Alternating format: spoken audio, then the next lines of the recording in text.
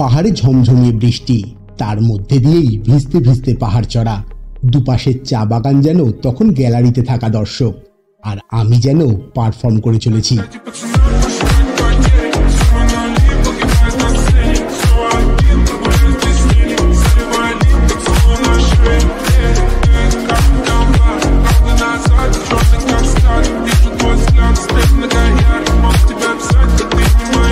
আসলে বৃষ্টির দিনে একটা অদ্ভুত গন্ধ থাকে পাহাড়ে, যার টানে আমি বারবারই ফিরে যাই বর্ষার পাহাড়কে দেখতে।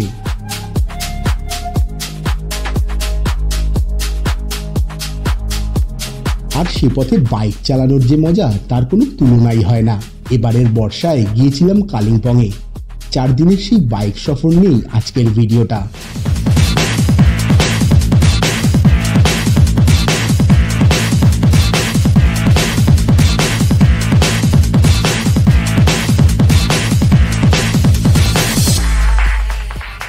দেখবেন নাকি আমি পাহাড়ে কেমন বাইক চালালাম। আসলে আমার মনে হয় একমাত্র বাইকে গেলেই সেখানকার প্রকৃতিকে ভালো করে উপভোগ করা যায়। তো চলুন আজ ঘুরে আসি কালিম্পংয়ের অলিতে গলিতে।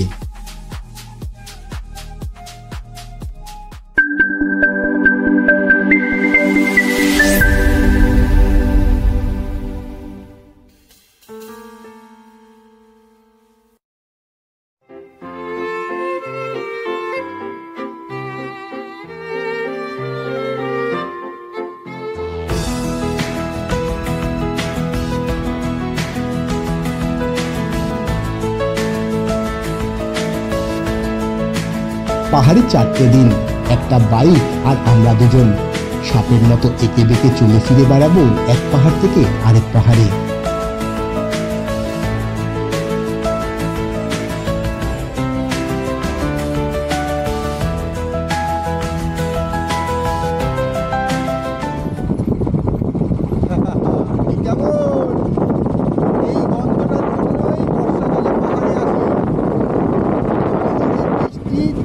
চা বাগান, তার মাঝখান দিয়ে কালো রাস্তা, আর বাইকে করে সুর করে যাচ্ছে ভিজতে ভিজতে ভিজতে। এটাই আমাকে শান্তি দেয়, স্বস্তি দেয়। অ্যাকচুয়ালি বলতে পারেন কেন ভিজছে, রেনকোট আছে কিন্তু সেটা ব্যাগে ঢুকে রেখেছি, কারণ একটাই, এই সময় এসেছি তো পাহাড়ে ভিজতে, তাই রেনকোট ঢুকে রেখেছি। রেখে এই অম্বিয়ক যে টি গার্ডেন, সেই টি গার্ডেনের একেবারে পুরো অ্যাম্বিয়েন্সটা নিচ্ছি, সঙ্গে বৃষ্টির এই আবহাওয়ায় ফাটাফাটি।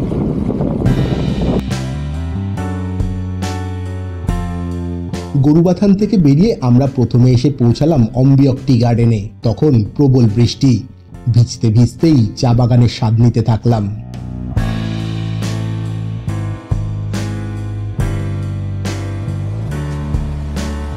সকালবেলা থেকেই ঝিরিঝিরি বৃষ্টি পড়ছিল, এখনও পড়ছে। বেরিয়েছি অম্বিয়ক টি গার্ডেনটা ঘুরছি এবং ঘুরে তারপরে লিংসেলের দিকে যাব। তবে বৃষ্টিতে চুপচুপে ভেজা, আর সেইভাবেই বাইক চালাচ্ছি। বলতে পারেন বৃষ্টিতে ভেজার কারণটা কি, অ্যাকচুয়ালি আমার কাছে রেনকোট টেনকোট সবই আছে, কিন্তু বৃষ্টিতে ভেজার জন্যই কিন্তু এই সময় পাহাড়ে এসেছি, তাই রেনকোট ব্যাগের মধ্যে, আর আমি এইখানে এরমভাবে ভিজছি। দুর্দান্ত। চা বাগানে ঘেরা চারিদিক, তার মাঝেই ধ্যানমগ্ন হয়ে বসে গৌতম বুদ্ধ। আর এই আবহাওয়া যেন আরো ফুটিয়ে তুলেছে পরিবেশটাকে।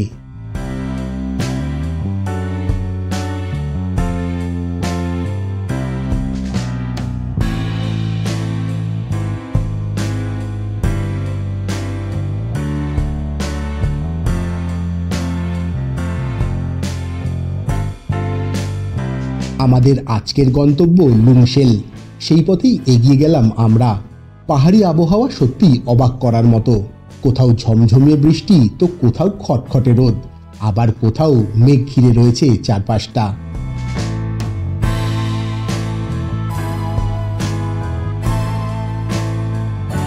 এক শান্ত নির্জন নিরিবিলি পাহাড়ি রাস্তা। দেখো পিছনটা পুরো ফাঁকা। এবার সামনেটা দেখাই, দেখো পুরো ফাঁকা, কেউ নেই। এদিকে পাহাড় উঠে যাচ্ছে আর এদিকে খাদ নেমে যাচ্ছে। অসাধারণ। এরকম একটা নির্জন জায়গায় আমি আর গোপালদা আর এই বাইক, ব্যাস ঝিঝি পোকা ডাকছে না কি পোকা ডাকছে জানি না, জঙ্গলের পাহাড়ি জঙ্গল থেকে আসছে আওয়াজ। মেঘ আর আমরা, একটা থ্রিলিং পরিবেশ কার্যত, সত্যি বলছি গা ছমছম করার জন্য এই রাস্তা এরকম সময় যথেষ্ট। অসাধারণ একটা রোমাঞ্চকর ব্যাপার রয়েছে, ফাটাফাটি লাগছে, দুর্দান্ত।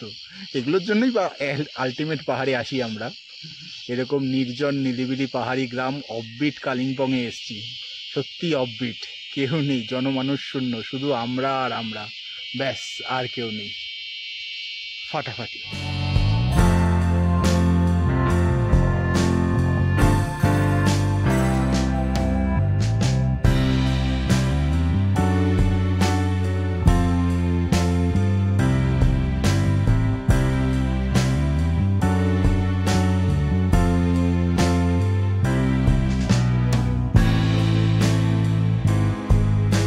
এই জায়গাটার নাম আপার ফাগু। গরুবাথান পার করে একটা আনটাচড বিউটি।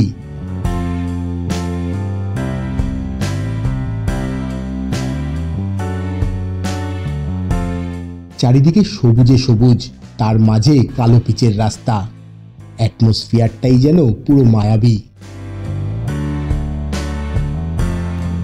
বৃষ্টির দিনে বর্ষাকালে পাহাড়ে আসতে আমার দারুণ লাগে।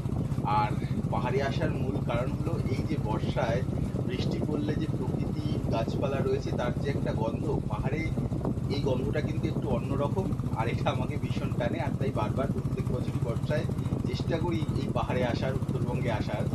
তবে এইবার যখন এসেছি তখন বৃষ্টি কিন্তু ঠিক যেরকম আমাদের প্ল্যান বদলেছে।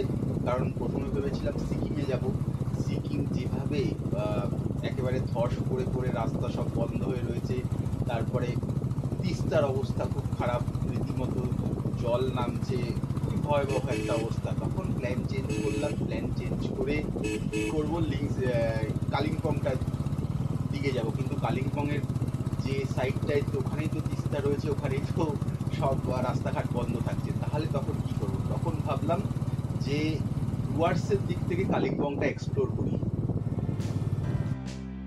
আর সেই ডুয়ার্সের দিক থেকে কালিম্পং ঢুকতে গিয়ে একটা অনামী চা বাগানের ভিতর গাড়ি নিয়ে ঢুকে পড়লাম। এই রাস্তাটাই আমাদের নিয়ে যাবে ঝান্ডি পার করে লুংশেল গ্রামে।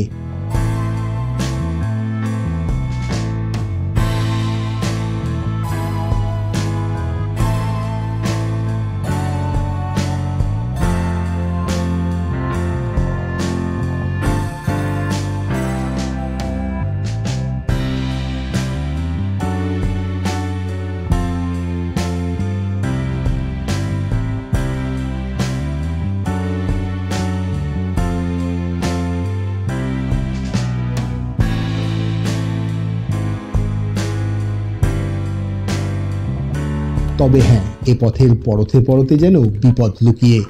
একেই তো বৃষ্টি ভেজা চারিদিক, তার মধ্যে রাস্তার অবস্থাও বেশ খারাপ।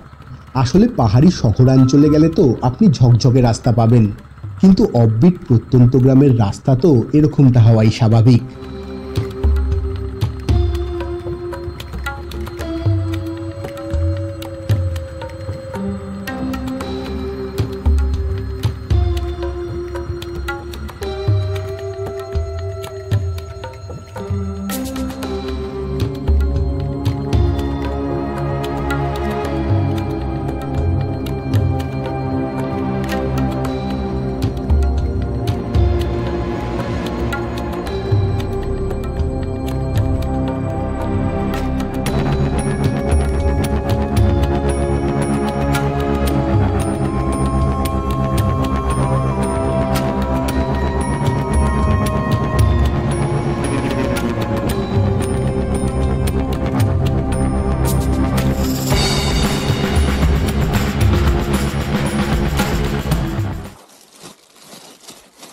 যেতে যেতে মাঝপথে দাঁড়িয়েছি, প্রচণ্ড এবড়ো খেবড়ো খারাপ রাস্তা, সেই রাস্তা পার করে লংসেলের দিকে যাচ্ছি।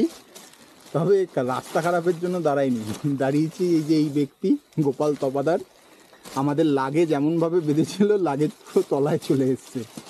তো আবার নতুনভাবে লাগেজ বাঁধা হচ্ছে, তার জন্য দাঁড়িয়েছি, আবার বেঁধে তারপরে যাব। তবে লাগেজ বাঁধা হোক, সামনেটা দেখো, মেঘ কীরকমভাবে পাহাড়ের উপর উঠছে, কোনো মেঘ আবার এদিকে গায়ে ভেসে যাচ্ছে। বৃষ্টি হয়েছে সদ্য, বৃষ্টি থেমেছে, আর সেই সময়ের পরিবেশ প্রকৃতি ঠিক এরকমটাই অসাধারণ। মেঘের খেলা চলছে পাহাড়ে, আর তার মাঝখান দিয়ে সরু কালো পিচের রাস্তা, সেখান দিয়ে মেঘকে কাটিয়ে মেঘকে ভেদ করে কার্যত আমরা এগিয়ে যাচ্ছি আমাদের গন্তব্যের দিকে। অসাধারণ।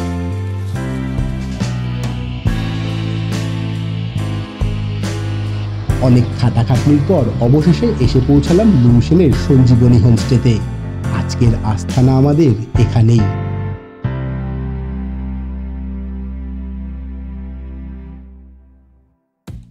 দ্বিতীয় দিন আবার বেরিয়ে পড়লাম রাস্তায়।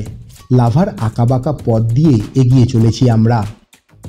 আজকে বৃষ্টিটা একটুখানি ধরেছে, লাভা রোড দিয়ে এখন যাচ্ছি, ঋষি রোড দিয়ে এখন লাভার দিকে যাচ্ছি। একেবারে ন্যাশনাল হাইওয়ে, ঝকঝকে চকচকে রাস্তা। আর লুমশেল গেছিলাম, লুমশেলের রাস্তাটা একটু খারাপ ছিল, অফরোড, তাই অফরোড তো হবেই, তবে আবার এসে গেছি।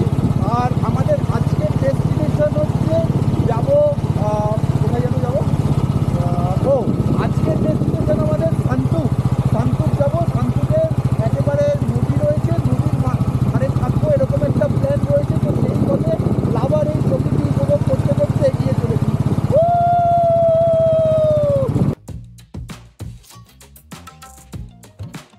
লাভা পার করে আলগাড়া যাওয়ার 2 কিলোমিটার আগেই একটা রাস্তা বাঁদিকে নিচে নেমে গেছে, আর সেই রাস্তাটাই আমাদের নিয়ে যাবে শান্তুকে।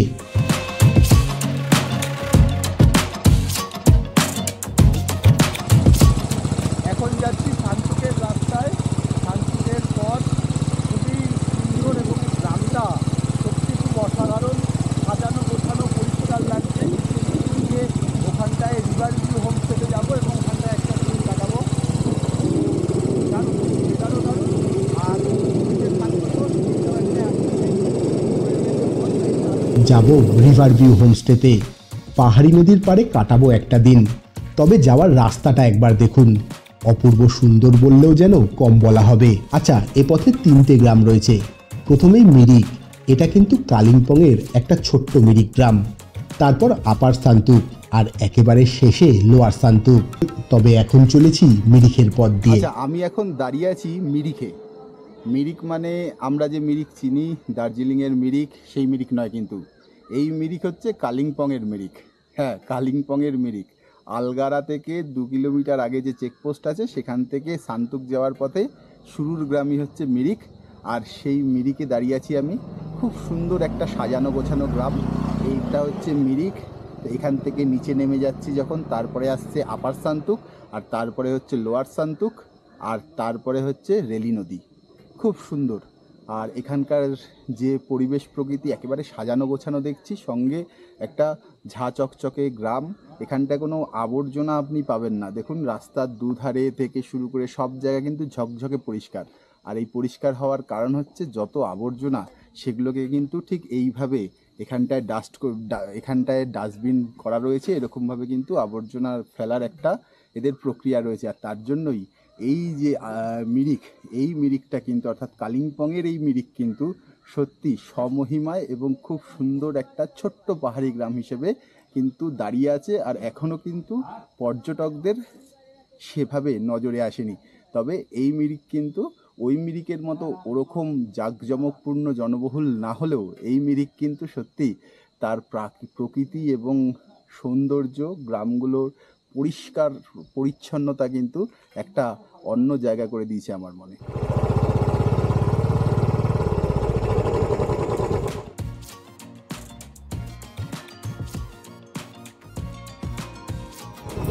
চোখের থেকে বিস্ময় নিয়ে এগিয়ে চলেছি শান্তুকের রিভার ভিউ হোমস্টের দিকে।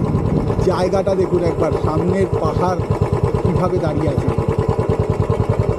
অসাধারণ।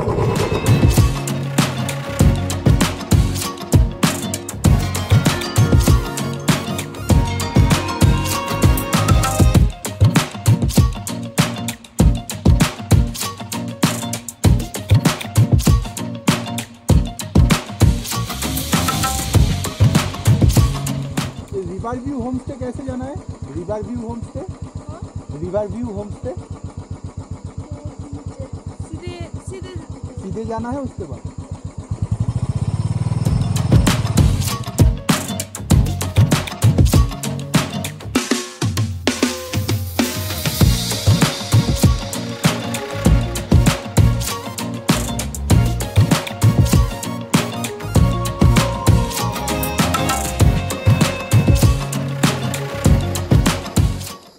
এখন চলেছি রিভারভিউ হোমস্টের দিকে। জঙ্গলের পথ, আর সেই পথে দিয়ে সোজা এই রাস্তাটা চলে যাচ্ছে হোমস্টেতে। বেশ সুন্দর রাস্তা।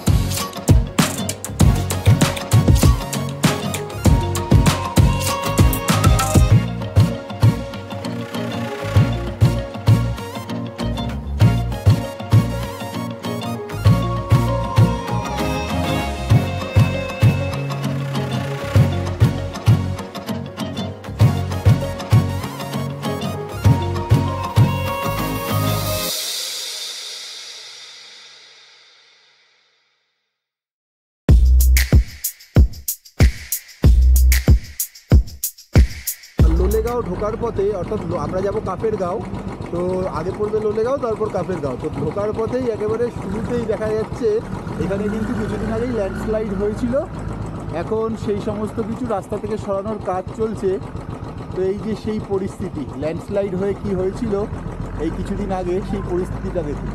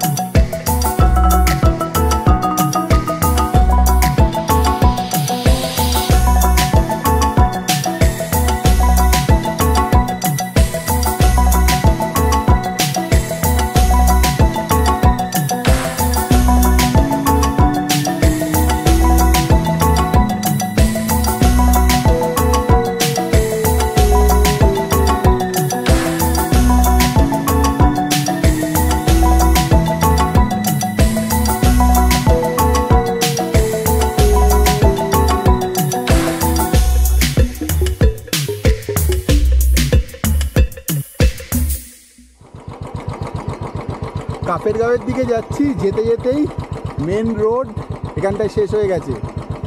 আর আমরা এখন এই রাস্তাটা দিয়ে নেমে যেতে হবে। বলছে একটু খারাপ আছে রাস্তাটা, দেখি কতটা খারাপ। আগে তো বহু খারাপ ফেস করেছি, এটাও দেখি কতটা। তবে খুব তাড়াতাড়ি চলে আসবো কাফেরগাঁও, সামনেই রয়েছে লোলেগাঁও, তারপরে কাফেরগাঁও। চলো যাওয়া যাক।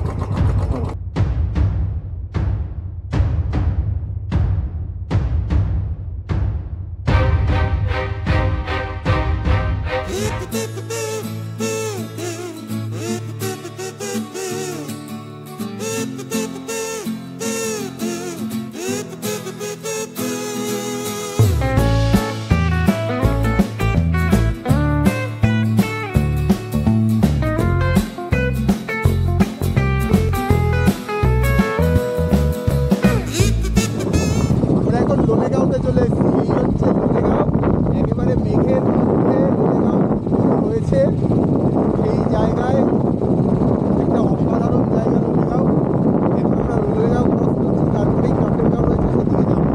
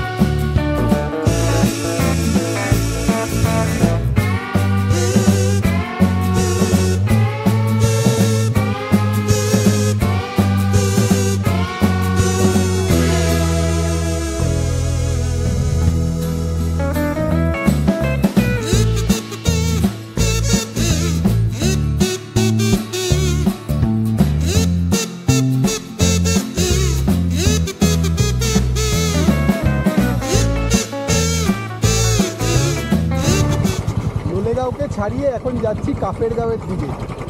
একটা লোলেগাঁওয়েরই বস্তি বলছে কাফেরগাঁও। তো কাফেরগাঁওয়ের রাস্তাটা খারাপ না, রাস্তাটা জঙ্গলের মধ্যে দিয়ে রাস্তা একেবারে। এই কাফেরগাঁও নাম হওয়ার কারণ একটা যেটা জানতে পেরেছি, যে কাফের নামের এক ধরনের ফল হয়, আর সেই ফল থেকেই এই জায়গার নাম হয়েছে কাফেরগাঁও। আর তার পাশে এরকম সব পাইন ফরেস্ট, জঙ্গল, অসাধারণ লাগছে সেখানটায় বাইক চালিয়ে। সত্যি জায়গাটা ফাটাফাটি জায়গা।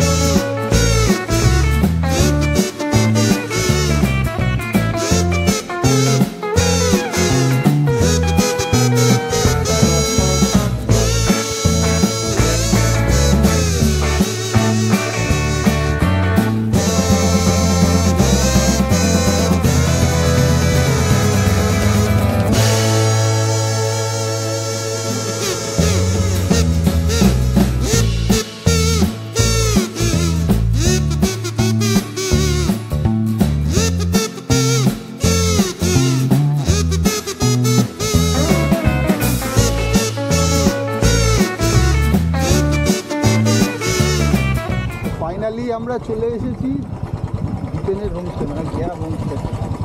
কোথায় হোমস্টেটা এটাই মনে হয়। এটাই হচ্ছে ওর হোমস্টে। হোমস্টে মানে এখানে কতগুলো কটেজ আছে ছোট্ট ছোট্ট, সেটাই হোমস্টে।